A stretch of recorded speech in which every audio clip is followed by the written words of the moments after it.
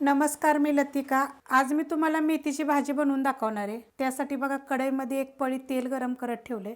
Gas बारीक करायचा आणि त्याच्यामध्ये अर्धा चमचा फक्त जिरे टाकायचे। आपल्याला जिरे चांगलं तडतडलं की त्याच्यामध्ये बघा देशी लसूण आहे 20 ते 25 पाकळ्या। मेथीमध्ये कसं थंडीच्या दिवसात जरा लसूण जरा जास्त टाकायचा। हा थोडासा लसूण भाजून घेऊया आपण। त्याच्यामध्ये एक मोठ्या आकाराचा कांदा मोठा मोठा कापलेला आहे। कांदा पण चांगला भाजून घेऊया।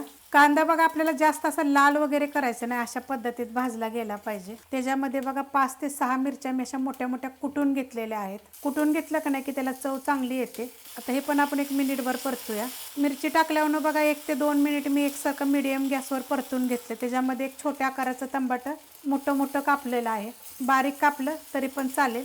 आता हे पण 1 मिनिट परतून घ्यायचं। टमाटर टाकल्यानंतर बघा मी परतून घेतलेलं आहे। आता ह्याच्यामध्ये भाजी टाकायची, एक मोठी गड्डी बघा भाजीची। भाजी टाकून घेतलेली आहे।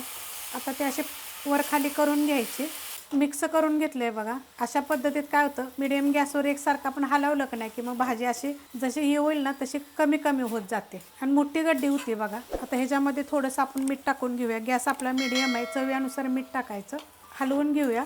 मीठ टाकल्यानंतर मिक्स करून घेतलेलं आहे आणि गॅस आपला मीडियमच आहे। पाणी सुटतं बघा अशा पद्धतीत बघा थोडंसं। त्यासाठी काय करायचं, भाजी पहिले धुवून चांगली नितळून घ्यायच्यात। ह्याच्यामध्ये बघा अशा पद्धतीत मोठे मोठे एक अर्धी वाटी मी शेंगदाणे भाजून साल काढून घेतलेत बघा आणि मोठे मोठे कुटून घेतलेले आहेत। आता हे हलवून घेऊया आपण। शेंगदाणे टाकल्यानंतर बघा मिक्स करून घेतलेले। आता याला 1-2 मिनिट का नाही मीडियम गॅसवर परतून द्यायचं, म्हणजे मस्त अशी भाजी होती। कारण ह्यात बघा थोडंसं पाणी, आपण मीठ टाकल्यानंतर पाणी सुटलं होतं। पाणी सुटलं की थोडंसं आटलं की शेंगदाणे टाकायचे, म्हणजे ते पण ह्याच्यामध्ये मऊ होतात, मग भाजी एकदम छान अशी लागते चवीला। भाज्याच्या खूप साऱ्या रेसिपी आहेत, मी कशी भाजी नीट करायची, कशा कशा पद्धतीने बनवायची, जेवढ्या पण मी मेथीच्या भाजीच्या रेसिपी टाकल्यात ना त्याची लिंक मी ह्याच्या खाली देते। रेसिपी बघितली की लाईक आणि कमेंट करायला विसरू नका। आता हे आपण 2 मिनिटं परतून घेऊया। हलवून हलवून बघा 2 मिनिटं झालेले आहेत। मस्त अशी बघा आपली भाजी झालेली आहे। जास्त आपल्याला अशी सुकी सुकी करायची नाही, अशा पद्धतीत थोडीशी पाहिजे। आणि वाटलं तर तुम्ही ह्याच्यामध्ये थोडंसं तेल टाकू शकता, वरनं छान लागते। तुम्ही करून बघा, चवीला 1 नंबर लागते।